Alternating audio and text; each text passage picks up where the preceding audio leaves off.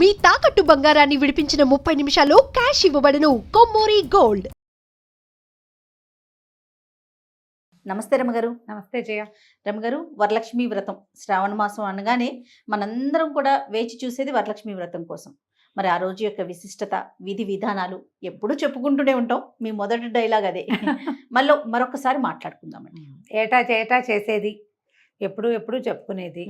అయినా ప్రతిసారి ఏదో ఎక్సైట్మెంట్, కొత్తదనం అలా ఉంటుంది. శ్రావణంలో 2వ శుక్రవారాన్ని వరలక్ష్మి వ్రతంగా చేసుకుంటాం. అయితే ఇది ఆనవాయితీ ఉంది లేదు లేకుండా, ఆనవాయితీ ఉన్నవాళ్ళు అంటే ఇంట్లో ప్రతిమని పెట్టి, అమ్మవారి ప్రతిమని తయారు చేసుకుని కలశం పెట్టి అమ్మవారిని బాగా అలంకరించి 16 కొడుములు వాయనం ఇచ్చి ఇంతమంది ముత్తైదువులను పెట్టి లెక్కగా చేసుకునే వాళ్ళు చక్కగా చేసుకుంటారు. వాళ్ళు ఇంట్లో ఎలా అలవాటు ఉందో అలా ఇక ఆ రకంగా వెళ్ళిపోతారు. 16 కొడుములు వాయనం మీ ఇంట్లో కూడా ఉన్నట్టుంది. బూర్లు వాయనాలు ఉన్నాయి మీకు? లేదు రమగారు, లేవు. కొంతమంది పూజ చేసుకుంటాం మేమంతే తప్ప వాయనాలు ఇస్తారు. అక్కడి నుంచి ఏం చేస్తాము, శనగలు నానబెట్టి శనగలు వాయనం ఇవ్వాలి. ఈ శ్రావణ మాసము శనగలు కాంబినేషన్. శ్రావణంలో వచ్చే మంగళవారం నోములు, శుక్రవారం నోములు అన్నిటికీ శనగల వాయనమే. ఈ మన లక్ష్మీదేవికి అని, శుక్రుడికి ప్రీతని, ఇట్లా రకరకాలుగా చెప్తారు. ఈ ఇన్ని రకాలకి కలిపి మొత్తానికి శ్రావణము శనగలు కాంబినేషన్లో నడుస్తూ ఉంటాయి. మన ఇంట్లో ఆనవాయితీ లేకపోయినా మనం శుక్రవారాలు పూజ చేసుకోవచ్చు, వరలక్ష్మి వ్రతం చేసుకోవచ్చు. వ్రతంగా కాకుండా పూజగా చేసుకోండి. కలశం పెట్టకపోతే అమ్మవారిది చిన్న ప్రతిమ కానీ, ఫోటో కానీ, కూర్చున్న లక్ష్మీదేవి ఇట్లా వరాలు ఇస్తున్నట్టుగా చేతి నుంచి ధనవర్షం కురిసేది అలా కనపడుతుంది కదా, అట్లాంటి ఒక పటం ఏదైనా పెట్టుకోండి. చక్కగా గంధం పెట్టి బొట్టు పెట్టుకోవటం, కసిన పువ్వుల దండ వేయటం ఒకటి, లక్ష్మీ అష్టోత్తరం చదువుకొని నామాలు చదువుకోవటం, పువ్వులు సమర్పించడం, ధూపం దీపం నైవేద్యం, తాంబూలం. ఆ తర్వాత మనం ఇంట్లో చుట్టుపక్కల వాళ్ళు ఎవరికైనా తాంబూలాలు ఇచ్చుకోవచ్చు. సింపుల్గా కూడా చేసుకోవచ్చు, హెవీగా గ్రాండ్గా చాలా బాగా లావిష్గా కూడా లావిష్గా చేసుకోవచ్చు, గ్రాండ్గా చేసుకోవచ్చు. 100 మందిని పిలవచ్చు, 100 తాంబూలాలు కట్టి అందరికీ తాంబూలాలు పంచవచ్చు. ఈ రోజుల్లో ఎంత చిన్నదైనా సరే తాంబూలం కనుక ఇస్తే మంచి ఫలితం లభిస్తుంది.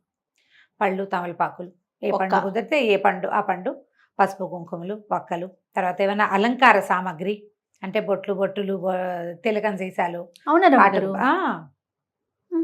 తిలకాలు, కాటుకు భరణలు, తర్వాత ఆడవాళ్ళకి ఉపయోగపడే వస్తువులు ఏవైనా అలాంటివి కూడా ఇచ్చుకోవచ్చు. అలాంటివి ఇచ్చినా కూడా మంచి ఫలితం లభిస్తుంది. మంచిది ముందు ప్రధానమైంది. మనం ఏదైనా అలా అన్నీ కొనుక్కొచ్చి చక్కగా అరేంజ్ ఎవరి చేతుల్లో పెట్టి అబ్బో అని వాళ్ళు అనగానే మనకు ఒక సంతోషం ఉప్పెంగుతుంది, ఎంత ఉత్సాహం వస్తుంది. అసలు పాజిటివ్ వైబ్స్ అన్నమాట. Positive vibes. ఆ పాజిటివ్ వైబ్స్ కోసం మనం ఇలా ఏదైనా చేసుకోవచ్చు. పళ్ళు తమలపాకులు, ఒకవేళ పళ్ళు గిళ్ళు కుదరలేదు, వాన ఎక్కువగా ఉంది, పళ్ళు తేలిపోయింది, ఖర్జూర పళ్ళు పెట్టివ్వండి. ఎండు ఖర్జూరాలు ముందే కొనుక్కుని ఫ్రిడ్జ్లో ఉన్న డబ్బాలోనూ పోసి పెట్టుకోవచ్చు కదా. 2 ఖర్జూర పళ్ళు, ఒక పక్క 2 తమలపాకులు, ఇవ్వగలిగితే ఓ జాకెట్ పీసు, ఇంకా ఇవ్వగలిగితే ఓ చీర. శనగలు నియమం కనుక పెట్టుకుంటే చాలా మంచిది కూడా. శనగలు నానపోసుకోవటం, గురువారం సాయంత్రం పోసేసామనుకోండి, శుక్రవారం తెల్లగారుగానే వడేసేస్తే, నానబోసిన శనగలను వడేసామనుకో నీళ్ళన్నీ కారిపోతే ఆరిపోతాయి, సన్న రవ మలక వస్తుంది. అలా ఉన్న దాన్ని నానిన శనగని కనుక మనం దానంగా ఇస్తే, తాంబూలంగా ఇస్తాం. దాన్ని దానం అంటానికి వీల్లేదుగా, తాంబూలం కింద ఇస్తే వాయనం అని దాని పేరు. అవును. ఇస్తే మంచి విశేషమైన ఫలితం లభిస్తుంది. ఏమైనా మనకి గ్రహదోషాలు అవి ఉంటే కొంచెం గ్రహదోషాలు సరవుతాయని చెప్తారు. అందుకని ఈ శ్రావణంలో తప్పకుండా అందరూ శనగలే ఇవ్వాలి అని ఒక నియమం కూడా ఏర్పరిచారు. ఇక మనం వరలక్ష్మి వ్రతం దగ్గరకు వస్తే, ఉదయమే లేచి వాకిట్లో ముగ్గేసుకుని, ఇల్లు వాకిలి తుడుచుకుని, వాకిట్లో ముగ్గేసుకుని, గుమ్మానికి పసుపు రాసి బొట్టు పెట్టుకుని, తర్వాత అమ్మవారికి నైవేద్యాలు అవి ఏర్పాటు చేసుకుని, ఒకటే చేయగలిగితే పాయసం, 3 చేయగలిగితే ఒక నూనెలో వేసే పదార్థం ఏదైనా, బజ్జీలు కానీ, గారెలు, అప్పాలు ఏమైనా అట్లాంటివి అదొకటి. తర్వాత 2 నివేదనలు చేయలేము, బాగా చేయగలం 5 చేయొచ్చు. ఇంకా బాగా చేయగలిగితే 9 రకాల నివేదనలు. కొన్ని అన్న నివేదనలు, కొన్నేమో భక్ష్యాలు నూనెలో వేసేవి, పూరీలు లాంటివి అవి కూడా చేసుకోవచ్చు. 9 రకాల నివేదనలు చేసుకోవడం చకచకా తెల్లవారుగానే చేసేసుకుంటే 9 అయ్యేసరికి పూజ చేసుకోవచ్చు. పూజ మొదలు పెట్టుకుని వరలక్ష్మి వ్రతకల్పం పుస్తకం దొరుకుతుంది. వ్రతకల్పం ప్రకారం ముందు గణపతి పూజ చేసుకుంటాం, తర్వాత వరలక్ష్మి దేవతా పూజ విధానం చక్కగా సాంగగా చిన్న పుస్తకం 10 రూపాయల పుస్తకం మన వినాయక చవితి పుస్తకం ఎలా దొరుకుతుంది అవును అట్లాగే దొరుకుతుంది. ఇప్పుడు ఆన్లైన్ కూడా దొరికేస్తున్నాయి. చక్కగా అది ఆన్ చేసి పెట్టుకోవటం, హాయిగా దాని ప్రకారంగా నిదానంగా పూజ చేసుకోవటం. మనకి చేత వస్తే పుస్తకం చదువుకునేది, లేకపోతే వీడియోలు ఆడియోలు ఎలాగో ఉండనే ఉన్నాయి, అది పెట్టుకోవటం, వ్రతం పూర్తి చేసుకోవటం. వ్రతం అయ్యాక తోరం కట్టుకోవటం అంటే తోర పూజ ఒకటి కనపడుతుంది, గ్రంథి పూజ అంటారు. ఈ 9 ముళ్ళేసి తోరాలు ఏంటి మన పువ్వులు, తర్వాత చిన్న మామిడాకు చిన్న చిన్న రెమ్మలు వేసి ఆ తోరాలు కట్టుకుంటాం. లాస్ట్ టైం మనం ఒక వీడియో కూడా చేసామండి తోరం కట్టడం, మీరే సింగిల్ గా చేశారు. అవును అవును. ఈ తోరానికి 9 గ్రంథులకి పూజ చేసుకోవటం. గ్రంథి అంటే ముడి. 9 ముళ్ళకి పూజ చేసి ఆ తోరం కట్టుకుని అప్పుడు కథకి అక్షింతలు చేత్తో పుచ్చుకొని కథ చదువుకోవాలి. చారుమతి దేవి కథ చిన్న కథ, కానీ ఏటా చదివినా ఏమిటో కొత్తగా ఉంటుంది. కుండినం అనే నగరంలో చారుమతి దేవి అని ఒక ఆవిడ ఉండేది, బ్రాహ్మణ స్త్రీ ఆవిడ. అత్తమామల్ని బాగా చూసేది, భర్తతో ఎంతో అనురూపంగా ఉండేది, చాలా చక్కటి ఏమనాలి ఆవిడని పుణ్య స్త్రీ, తర్వాత చక్కని గృహిణి. అయితే ఒకనాడు ఆవిడకి వరలక్ష్మీదేవి కల్లో కనపడి నువ్వు నాకు చాలా ఉత్తమరాలివి, లక్ష్మీప్రదం అవుతుంది నీ జీవితం అంతా, శ్రావణ మాసంలో పౌర్ణమి ముందు వచ్చే శుక్రవారం నాడు నన్ను అర్చించు, ఆవు నేతితో దీపాలు పెట్టు, అందరికీ వాయినాలు ఇవ్వు, చుట్టుపక్కల సువాసనలతో కలిసి పూజ చేసుకోమని చెప్పిందట కల్లో.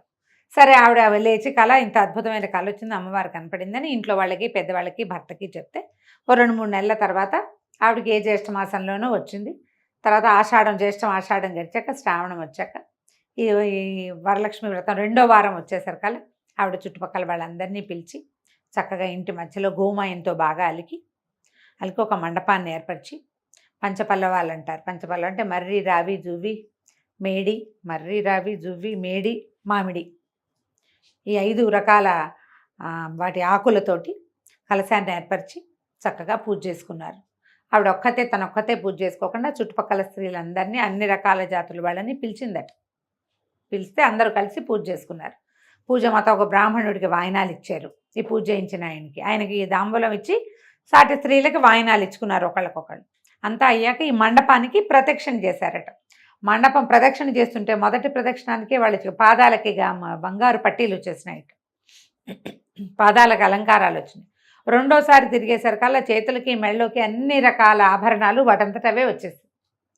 3వ ప్రదక్షిణ పూర్తయ్యేసరికల్లా వాళ్ళ ఎవరెవరి స్త్రీలు వీళ్ళ ఇంటికి వచ్చారో వాళ్ళందరి కోసం వాళ్ళ ఇళ్ళ నుంచి, అంతకుముందు వాళ్ళు కాలినడకన వచ్చారు, బళ్ళు వాహనాలు, గుర్రపు బళ్ళు, బోల్డని వాహనాలు అవి వచ్చేసినాయి. అంటే వాళ్ళ ఇళ్లలో కూడా సమృద్ధి వచ్చేసింది అనమాట.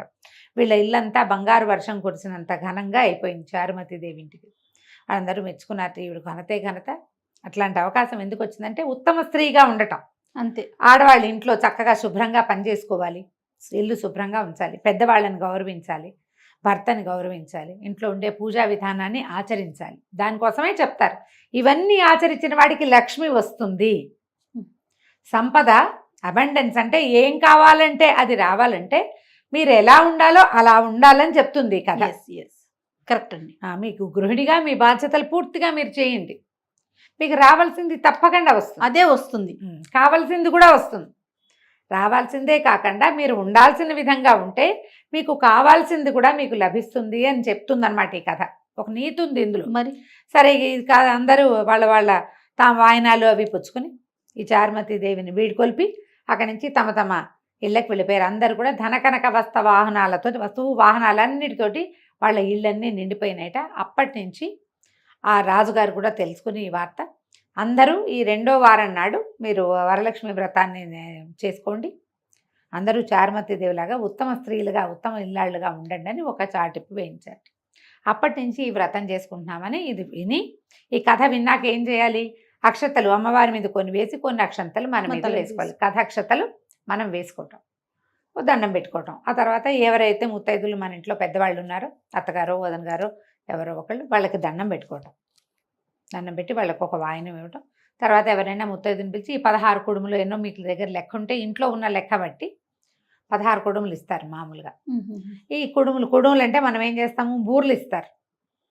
కొంతమంది అప్పాలు ఇచ్చేవాళ్ళు కూడా కనపడ్డారు. ఒక సంవత్సరం ఎవరో పిలిచారు చాన్నాళ్ల క్రితం, అప్పాలు ఇచ్చారు. అప్పాలు ఒకసారి మన పూర్ణాలు ఒకసారి తెచ్చుకున్నాను నేను, 2 సార్లు.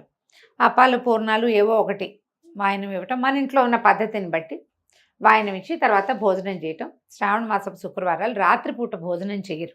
పగలు మనం హెవీగా చక్కగా అన్నీ వండుతాం, అమ్మవారికి నివేదన చేస్తాం కదా, భోజనం చేసేసి పగలు రాత్రి భోజనం అన్నం తినకుండా ఏదైనా అన్నానికి భిన్నం తింటే సరిపోతుంది. అయితే దీనికి బ్రహ్మచర్య నియమం లేదు అని చెప్తారు. మీ ఇళ్లలో ఒకసారి పెద్దవాళ్ళని కనుక్కోండి. ఇది మళ్ళీ ఖచ్చితంగా ఈ ప్రశ్నలు వస్తాయి. నిరుడు ముందరేడు కూడా ఎదుర్కొన్నాం కాబట్టి దీనికి చెప్తున్నాం అనమాట. ఇవి సువాసిని వ్రతాలకి ఈ నియమం చెప్పబడలేదని మా ఇళ్లలో చెప్తారు. ఓకే. మళ్ళీ అమ్మవారికి ఎలాంటి నైవేద్యాలు పెడతాం రమ్మ గారు? అన్న నివేదన అంటే పాయసము, పులిహోర, దద్దోజనము, చక్ర పొంగలి, తర్వాత ఏమో మన గారెలు, బూరెలు, అప్పాలు, పూరీలు, మైసూర్పాకు, బజ్జీలు, ఉల్లి వెల్లుల్లి వాడకుండా, మసాలాలు అవి వేయకుండా, ఇవి కాకుండా ఇంకా మీ ఇళ్లలో ఏం చేస్తారో పాలతాలికలు కూడా చేస్తారు కదా, పాల పూరీలు, అలా ఏవైనా నివేదన చేసుకోవచ్చు. మామూలుగా మనం పెట్టే అన్న నివేదనలు ఇవి. తర్వాత ఏమో బూందీ లడ్డు, శనగపిండితో చేసే లడ్లు. ఓకే. శనగపిండి లడ్డూలు చేస్తారు కదా. ఆ తర్వాత ఏమో మన బేసన్కా లడ్డు అని పిండిని వేయించి చేసేది, అలాంటివి కూడా నివేదన చేస్తారు. శనగపిండి ఆమెకి ఇష్టమని, లక్ష్మీదేవికి శనగపిండి ప్రీతని, అందుకని ఈ శనగలు కూడా ఇవ్వాలన్న ఇది ఆ నియమం పెట్టుకున్నారు. ఈ రకంగా వరలక్ష్మి వ్రతాన్ని మనం సుసంపన్నం చేసుకోవటమే. మీ ఇళ్లలో ఉన్న విధానాలతో పాటుగా ఏదైనా కొత్త విధానాన్ని భయం లేకుండా మీకు నచ్చితే ఆచరించండి, అనుసరించండి. పెద్దగా పూజ చేసుకోకపోయినా ఇంటికి ఎవరైనా వస్తే వాళ్ళకి కాస్త బొట్టు పెట్టి తాంబూలం ఇవ్వండి. అది మంచిది. ఈ రోజుల్లో ఇలా ఇవ్వడం వల్ల మనకి రావాల్సింది చక్కగా సజావుగా రావాల్సిన వేళకి అందుతుందని చెప్తారు పెద్దవాళ్ళు. ఇచ్చుకుంటే మంచిదే కదమ్మా. అధికస్య అధికం ఫలం, దానికి లెక్క లేదు. అంతమందికే ఇన్నే కాదు, మన ఇంట్లో ఉండే పళ్ళన్నీ అరటిపళ్ళన్నీ అయిపోయినాయి, 2 ఖర్జూరాలైనా బొట్టు పెట్టి ఇవ్వండి.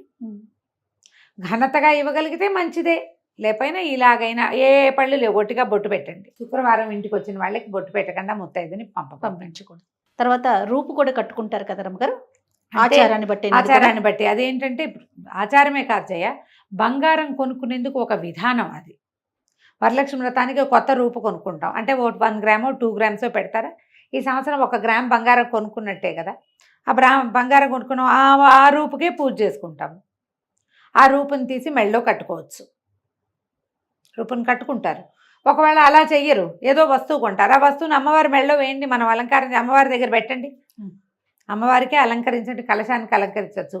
మన మామూలుగా పూజా విధానం ఏముందో అక్కడ ఆ దేవుడి దగ్గర అట్లా పెట్టేసుకుంటే సరిపోతుంది. పూజించిన తర్వాత వస్తువు తీసి మెళ్ళో పెట్టుకోవచ్చు. బంగారం కొనుక్కోవడానికి ఇది ఒక పాయింట్. అయితే ఏంటంటే ఒకళ్ళు అడిగారు నన్ను, ఉండండి ఆ పాయింట్ కూడా చెప్తాను. ఈ లక్ష్మీ రూపులు కొనుక్కుంటాం కదండి, పూజ చేసుకుంటాం, అవి చెరిపించచ్చా? బంగారమే కదమ్మా. అదే కదా, బంగారమనే కొనుక్కున్నాము, ప్రతిమ విశేషం ఉంది కాబట్టి అందులో ఈరోజు పూజ చేసావు, మెళ్ళో కట్టుకో, తర్వాత దాన్ని తీసి పక్క పెట్టుకుంటారు. ఎట్లాగా ఎన్ని రూపాయలు వేసుకుంటారు, ఏటా కొంటారు కదా. మొత్తం ఆవిడెవరో చెప్పారు, మొత్తం 15 రూపాయలు 18 రూపాయలు ఉన్నాయట, అవన్నీ కలిపి ఇప్పుడు దండలు ఇలా వేసుకుంటున్నాం కదా మనం, అలా చేయించుకున్నారట. సరే చేయించుకోండి, సంతోషం. లేకపోతే ఏ వస్తువో చేయించుకునేటప్పుడు ఈ రూపాయలన్నీ వేసి చేసేసుకోవచ్చు, అంత భయపడక్కర్లేదు. మా అత్తగారు పనికిరాదన్నారండి, నేనేం చేయను. నేను అప్పుడు నా గొంతులో గుటకబడింది అనమాట. నాకు మెత్తగారు వద్దంటుంటే నేను అవునని ఎట్లా చెప్తాను. మీ అత్తగారిని కన్విన్స్ చేద్దాం, ఆవిడకే ఫోన్ ఇవ్వండి అని అత్తగారిని కన్విన్స్ చేశాను నేను. ఓకే, ఒప్పుకున్నారండి ఆవిడ. మరి ఎవరో ఒకళ్ళు పెద్ద మనిషి చెప్తుంటే మాట వినాలి కదా. ఇప్పుడు లోపలికి వెళ్ళిన కొద్దీ ప్రశ్నలు పెరిగిపోతా ఉంటాయి కదండి, ఎక్కడికక్కడ తగ్గించుకునే ప్రయత్నం చేయాలి కదా. భక్తి చేయించుకున్నాం, అయిపోయింది, దాన్ని మనం మనకే వాడుకుంటాం కదా. అదే బంగారు వస్తువుపై ఎప్పుడైనా బంగారము పూజనీయమైన లోహమే కదా. బంగారము మనం ఎక్కడ పడితే అక్కడ భార్యం, ఎక్కడ పడితే అక్కడ పెట్టుకోం. ధరించే వస్తువు శ్రద్ధగా, ఆసక్తిగా, ప్రేమగా, భక్తిగా, బోళ్ళని భయంగా, బోళ్ళని ఉంటాయి భావాలు దాంతో. అవన్నీ ఉన్నప్పుడు లక్ష్మిని ఎట్లా గౌరవిస్తామో బంగారాన్ని కూడా అలాగే గౌరవిస్తామండి. అంత తప్పేం లేదు, చేయించుకొని ఇవ్వండి, ఏం కాదు అని చెప్పా. ఆ అమ్మాయికి కూడా చెప్పా, చూసావా మీ అత్తగారు నేను ఒప్పించాను, ఇలా అత్తగారు వద్దన్నది నాతో అవుననిపించుకుందామని చూడొద్దు, ఒకవేళ చూస్తే నన్ను ఒప్పించాలి ముందు. కాబట్టి పర్వాలేదు, చేసుకోవచ్చు. నేనైతే పెద్దగా రూపులు అవి కొన్న జయ, కొంటే గోల్డ్ ఏదైనా కొనుక్కుంటా పెడతాను.